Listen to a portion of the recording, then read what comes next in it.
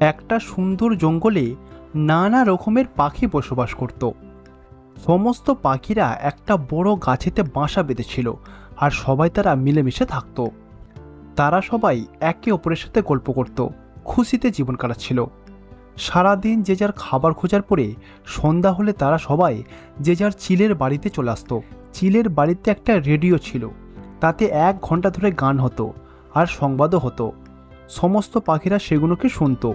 তারপরে সমস্ত পাখিরা যে যার বাড়িতে চলে যেত। ঠিক সেই দিনও অন্ধকার নেমে এলো। সূর্য ধীরে ধীরে ডুবতে লাগলো। কাক এবং টুনি যে যার একটা করে ফল নিয়ে তারা বাড়ি ফিরতে লাগলো।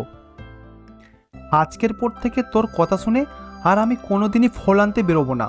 তুই বললি যে খুব কাছেই ফলের বাগানটা, কিন্তু এখন দেখছি অনেক দূরে। আমি শুধুমাত্র একটা ফল খেয়েছি আর একটা ফল আমি পায়ে করে বাড়ি নিয়ে যাচ্ছি। কাক কথাটা খুব রেগে গিয়ে বলল, এই কি ধরনের কথা হলো কাক? আমি তো ইচ্ছা করে করিনি। তোমার এই কথাটা আমার একদম ভালো লাগেনি। তুমি বললে ফল দেখতে পেলে তোমাকে জানাতে। আমি তো তোমাকে বললাম, তোমার সঙ্গে আমিও তো এলাম। যদি আমি বাড়ি ফিরে দেখি যে সংবাদটা শেষ হয়ে গেছে, তাহলে তোকে কিন্তু আমি খুব মারব আজকে। এই কথা বলে কাক আরো জোরে উঠতে লাগলো।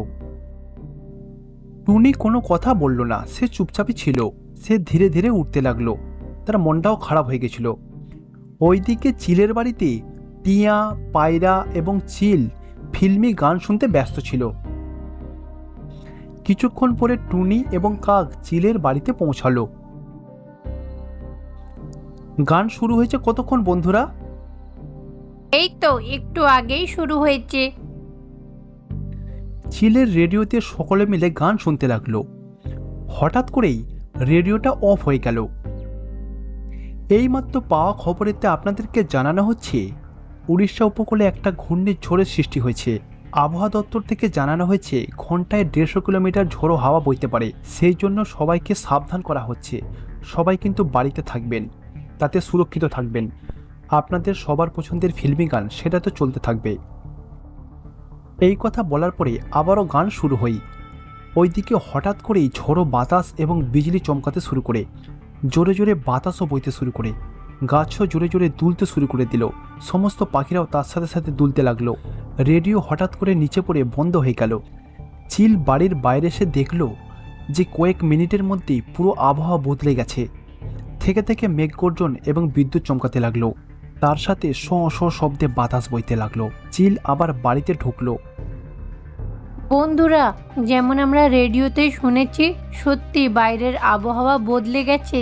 তোমরা সবাই যে যার নিজের বাসায় গিয়ে সাহস করে থাকো, ভয় করো না। বাইরে কিন্তু ভারী বৃষ্টি হবে। তোমরা বারবার জানালা দিয়ে দেখো বাইরে যদি বন্যা হয়ে যায়। ও বন্ধু, আমার খুব ভয় করছে। আমি তোমার সঙ্গে এখানেই থাকবো, তুমি মানা করো না। যাও, সাহস করে থাকো। এই কথা বলে চিল সমস্ত পাখিদেরকে বাড়ি পাঠিয়ে দিল। সমস্ত পাখিরা যে যার ভয়ে ভয়ে নিজের বাড়িতে চলে গেল। সমস্ত পাখিরা যে যার বাড়িতে মোমবাতি জ্বালালো এবং জানলা দিয়ে বাইরের দৃশ্য দেখতে লাগলো। বাইরে প্রবল ঝড়ো হাওয়ার সাথে সাথে বৃষ্টি শুরু হয়ে গেছে আর মাঝে মাঝে বিদ্যুৎ চমকাচ্ছে। ঝড়ো হাওয়ার গতি ধীরে ধীরে বাড়তে লাগলো। সমস্ত গাছপালা এই দিক থেকে ওই দিকে দুলতে লাগলো। সমস্ত পাখিরা জানলা দিয়ে এই দৃশ্য দেখে খুবই ভয় পেল।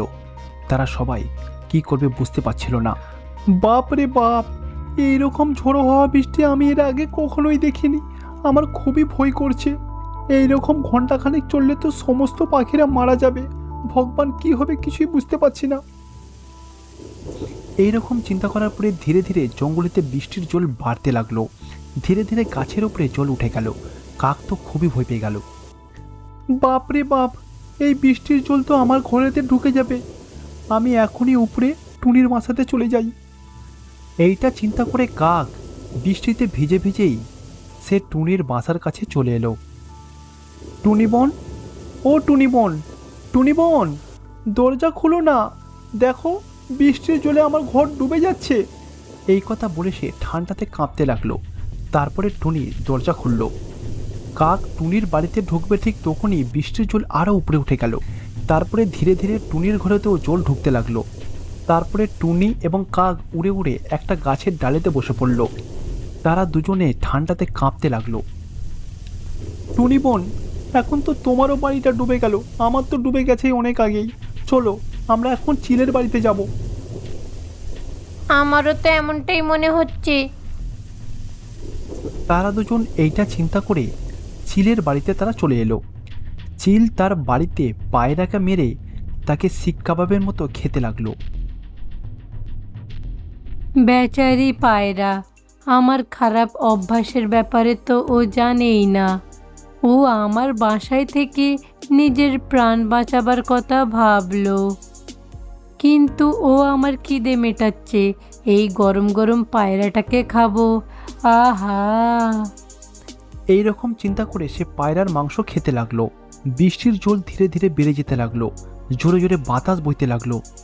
অবশেষে চিলের বাড়িতে টুনি, টিয়া এবং কাক এলো। তারা তিনজন মিলে অনেক ডাকাডাকি করলো, তারপরেও চিল দরজা খুলল না। ভেতরে চিল পায়রার মাংস খুবই এনজয় করে খাচ্ছিল।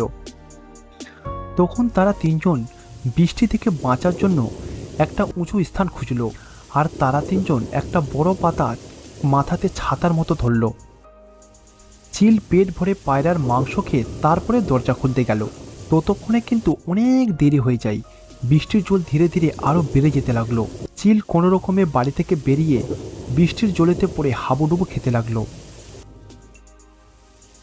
কাক, টিয়া পাখি, চড়ুই পাখি, কেউ আছো? আমাকে বাঁচাও, আমি বন্যার জলে ডুবে যাচ্ছি তো। এই রকম বলতে বলতে চিল ডুবে গেল। চিলের আওয়াজ শুনে তারা তিনজন চিলকে বাঁচানোর চেষ্টা করতে লাগলো। বাতাসের প্রবল গতি এবং আকাশের গর্জনের জন্য তারা তিনজনে বেশ ভয় পেয়ে গেল। অবশেষে চিল হাবুডুবু খেতে খেতে মারা গেল। অবশেষে চিল বৃষ্টির জলেতে ধীরে ধীরে ভেসে যেতে লাগলো। এই রকম দৃশ্য দেখে তারা সকলে মিলে খুবই কষ্ট পায়। তারা তিনজন পাতার নিচে নিজেদের জীবন ভিক্ষার জন্য ভগবানের কাছে প্রার্থনা করতে লাগলো।